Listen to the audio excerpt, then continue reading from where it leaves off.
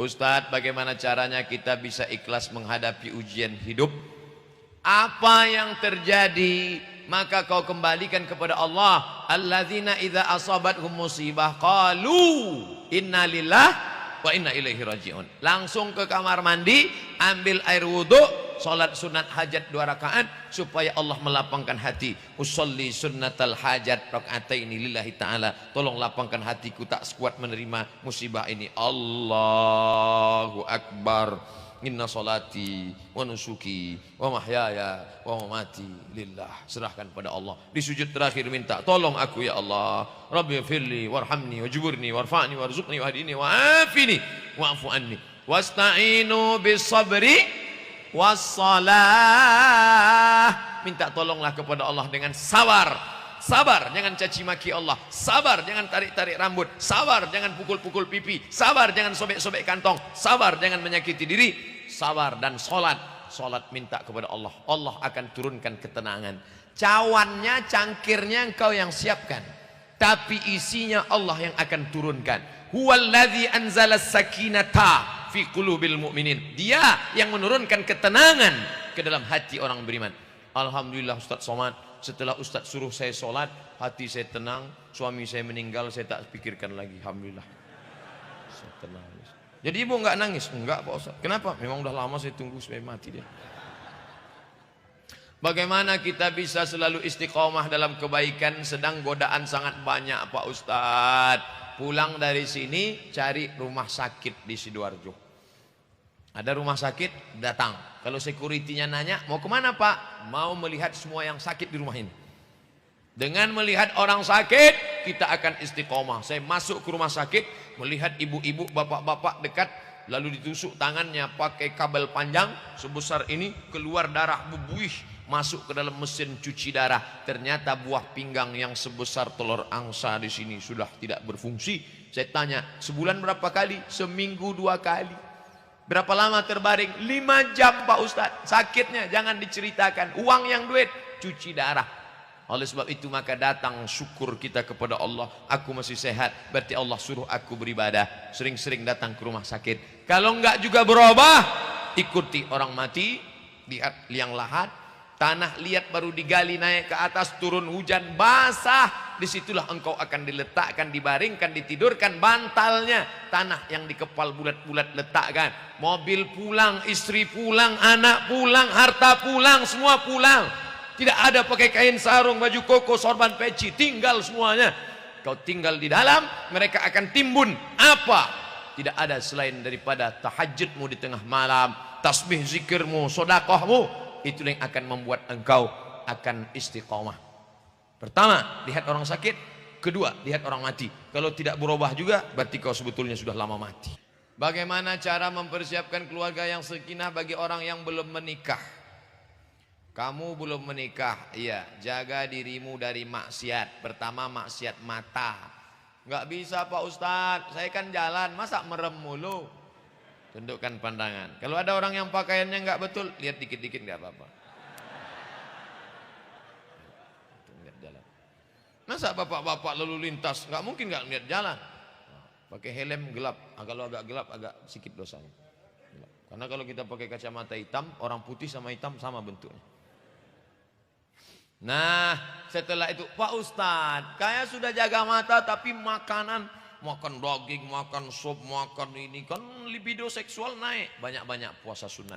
Senin, Kamis, Senin, Kamis, Senin, Kamis. Saya sudah puasa Senin, Kamis tetap bergelora Pak Ustadz. Puasa Nabi Daud. 1, 3, 5, 7. Tetap juga Pak Ustadz, tiap hari puasa. Namanya puasa dahar. Tiap hari. Insya Allah kalau kau puasa tiap hari, nafsu ada, tenaga enggak ada.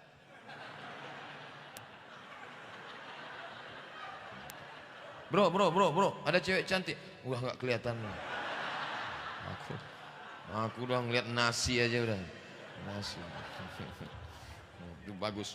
Itu hadis Nabi. Man istata'a minkumul ba'ah, siapa di antara kalian yang ingin menikah, sudah sanggup menikah, falyatazawwaj, menikahlah.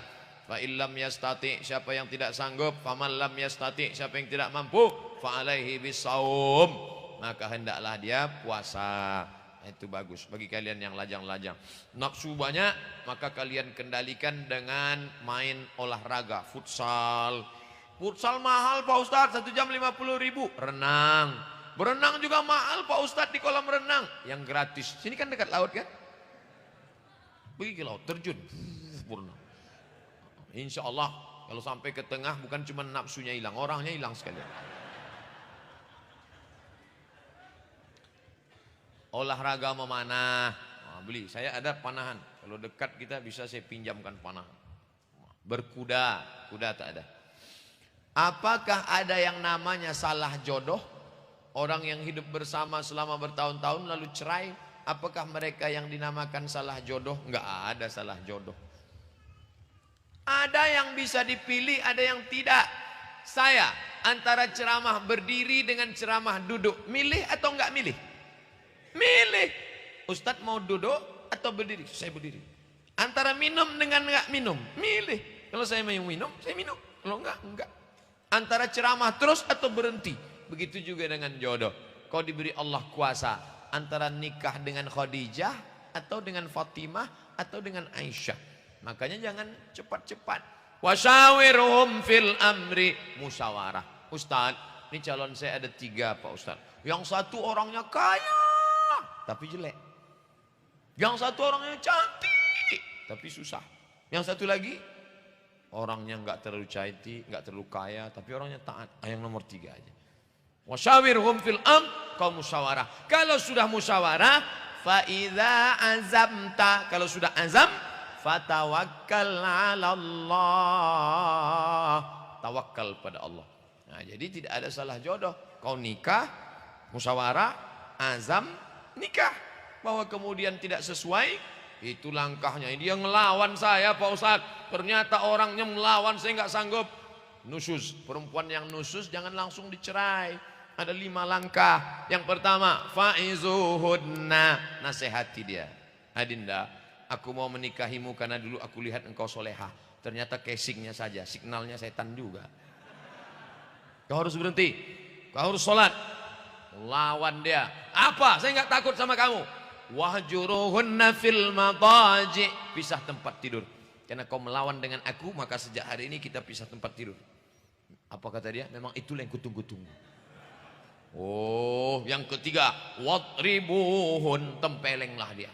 Pas mau ditempeleng, diambilnya kamera, difotonya, langsung diupload. Teganya. Ditangkap sama Pak Kapolsek. Kekerasan dalam rumah tangga. Bapak ada nempeleng? Enggak ada Pak. Ini fotonya. Loh, Bapak dapat dari mana? Sudah di-share 30.